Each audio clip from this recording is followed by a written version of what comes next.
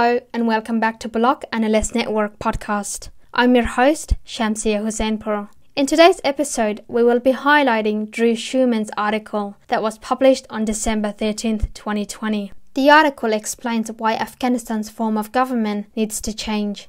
Afghanistan is not governable under the current constitution. The nature of Afghanistan is ethnically diverse and geographically distant. Despite these challenges, GEORA is asked to rule by fiat from Kabul under its constitution. The problem with the current government is the lack of democratic institutions, poorly drawn internal boundaries, and the lack of local agencies like law enforcement and taxation. The solution to this is to form a more federal, representative and locally empowered government. Lack of local representation or power. The only elected officials are the president, both Jirgas and the provincial councils. All others are nominated. The result of this is that all major decisions must come down from the president or his cabinet. On a trip to Balkh province, I encountered an APN captain whose vehicles were out of fuel and the gas tank on his post was full. But he was afraid to fill his vehicles with fuel because he needed permission from the Ministry of Interior to do so. The problem was the Minister of Interior had quit and his replacement hadn't been named. So he needed President Karzai's signature, as the Deputy Minister of Interior was refusing to give permission without that signature. When the president of a country needs to authorize filling a car with gas, the government has problems. Poorly drawn internal boundaries. The myth of Afghanistan is that the internal boundaries were externally drawn by the British, without regard to geographical, ethnic and cultural realities. This is simply not true. At the time when boundaries were drawn, the British asked the Afghan government to draw their own lines internally, and the result was simply either the result of ineptitude or intentional shaping of internal boundaries to benefit the ruling class. Nearly all districts in Afghanistan cross terrain features that make navigation impossible, resulting in ungovernable spaces, and often neighbouring districts pick up responsibility for governance. These district boundaries also routinely shape ethnic boundaries to provide ruling class ethnicities with a tactical advantage both politically and militarily. In order to rationalize and make government more responsive to the politics, Afghanistan's internal boundaries need to be redrawn with proper respect shown to geography, infrastructure, and natural ethnic divisions. This will result in better governance and less conflict.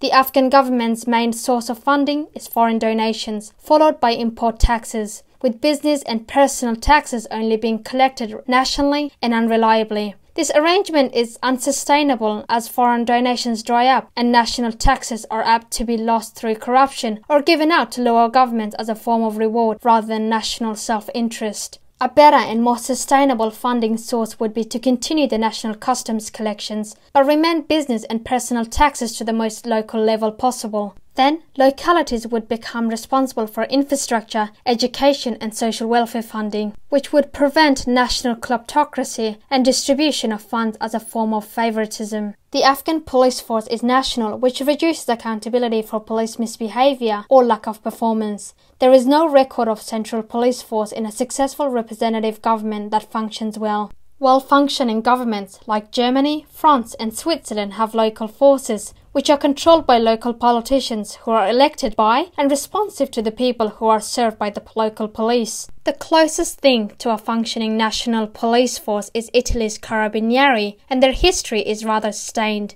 When Afghan national police misbehave, the closest authority figure who is empowered to enforce discipline is in Kabul, and therefore the APN are free to behave as they like without negative consequence. A locally elected chief of police or sheriff would mean that police misbehavior could be addressed at a local level. Will decentralization destroy Afghanistan's ability to govern? Political actors react negatively when the suggestions are made to decentralize government in Afghanistan. They view attempts to decentralize as attempts to break up the country. Unfortunately, there are no examples of centralized governments which function well, so I doubt that Afghanistan has a choice. If they do not decentralize, the country will collapse or be torn apart by conflict. An analogy can be made to building a house out of one brick, hollowed out, or making a house out of many small and separate bricks, bound together by mortar. Even though the smaller bricks are separate, they bind together to make a much stronger structure than hollowing out a single brick with much less effort. Believe it or not, if you look at the closest comparison to Afghanistan on earth, you cannot find a more closely matching country than Switzerland. Switzerland is ethnically diverse, with 3 main ethnic groups who speak different languages, with a history of enmity. Switzerland is landlocked and poor in everything but nearly unreachable mineral wealth. Switzerland has a geography that's even more radical than Afghanistan, making travel nearly impossible, especially during bad weather. The main difference between Switzerland and Afghanistan is their form of government. Unlike Afghanistan, Switzerland consists of several semi-autonomous divisions known as cantons, with independent governments including police and military forces. Despite being semi-independent, ethnically fractured, with 3 major languages, Switzerland is peaceful and wealthy.